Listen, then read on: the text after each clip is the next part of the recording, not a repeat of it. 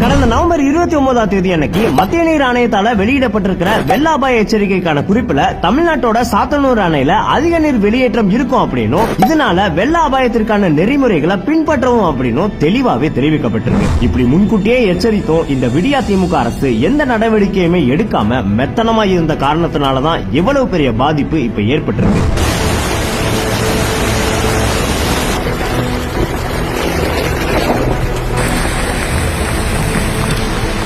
திருவண்ணாமலை மாவட்டத்தில் உள்ள சாத்தனூர் டேம் இந்த பாலத்தை முழுவதும்படி போகுது. கிட்டத்தட்ட 1.5 லட்சம் கண்ணாடி விகிதம் சாத்தனூர் டேமுக்கு தண்ணி வருது. கடந்த நவம்பர் 25ஆம் தேதி அன்னைக்கே அணையில நீர்மட்டம் உயர்ந்து விட்ட நிலையில நீர் ஆணையத்தோட எச்சரிக்கையை உணர்ந்து அணையில இருந்து நீரை வெளியேற்றி இருக்கணும், மக்களுக்கு முறையா அறிவிச்சு இருக்கணும். எடப்பாடியார் அவரோட ஆட்சியில அமைச்சர்கள் முதல்ல இருந்து அதிகாரிகள் வர அரசு இயந்திரம் இப்படித்தான் திறம்பட செயல்பட்டுச்சு. ஆனா நிர்வாகம் அப்படின்னா என்ன